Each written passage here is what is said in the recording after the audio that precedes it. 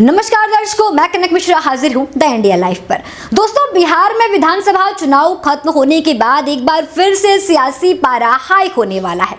अप्रैल में बिहार से राज्यसभा की 5 सीटें खाली होने जा रही हैं। इन 5 सीटों में से अभी 2 सीटें महागठबंधन के पास हैं, तो 3 सीटों पर राज्य में सत्तारूढ़ एनडीए का कब्जा है। लेकिन अब चुनाव के बाद राज्यसभा चुनाव में एनडीए की नजर बिहार के क्लीन स्वीप पर टिकी हुई है। पिछले साल के अंत में हुए विधानसभा चुनाव में जनता दल यूनाइटेड यानी कि जेडीयू और भारतीय जनता पार्टी की अगुवाई में एनडीए ने शानदार प्रदर्शन करते हुए सत्ता पर अपनी पकड़ बरकरार रखी। बदलते हालात और आंकड़ों के हिसाब से अप्रैल में इन 5 सीटों में से 4 सीटें एनडीए के खाते में जा सकती हैं। लेकिन असल खेल 5वीं सीट को लेकर है, जिस पर एनडीए की नजर टिकी हुई है। 5वीं सीट पर होने वाला चुनाव को लेकर के राष्ट्रीय जनता दल यानी कि आरजेडी की अगुवाई वाले महागठबंधन की एकजुटता भी दांव पर रहेगी।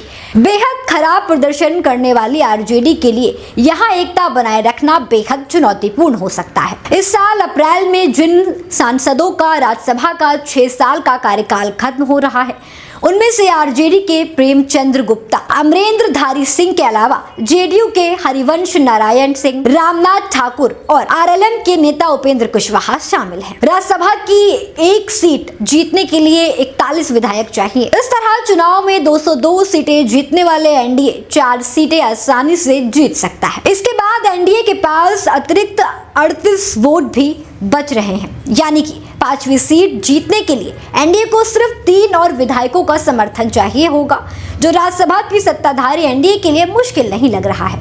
दूसरी ओर महागठबंधन के पास 35 विधायक हैं। असदुद्दीन ओवैसी की अगुवाई वाले एआईएमआईएम के 5 और बीएसपी का 1 विधायक।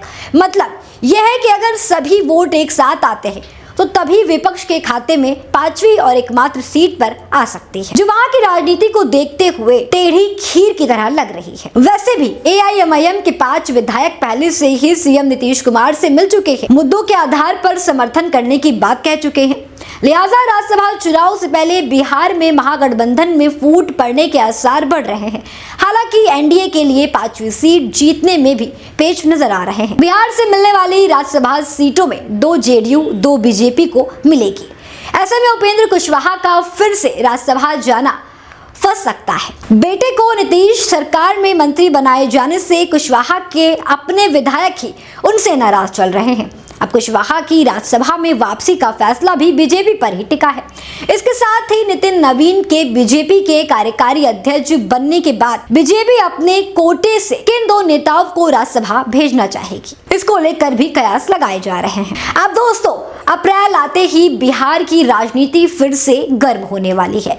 5 राज्यसभा सीटों की ये लड़ाई सिर्फ नंबरों की नहीं है, बल्कि गठबंधन की एकजुटता, नेताओं की निजी महत्वाकांक्षा और सत्ता के नए समीकरण की परीक्षा है। जहां एनडीए अपने दबदबे के साथ बढ़ सकता है, वहीं महागठबंधन की कमजोरी और फूट इस खेल को पूरी तरह से बदल सकती है। इस बार हर वोट, हर रणनीति, हर नेता की चाल राज्यसभा की सीटों से कहीं आगे जाकर बिहार की राजनीति का नया नक्शा तय करेगी। दोस्तों, ऐसी और अपडेट्स के लिए, ऐसी तमाम और खबरों के लिए देखते रहें द इंडिया लाइव।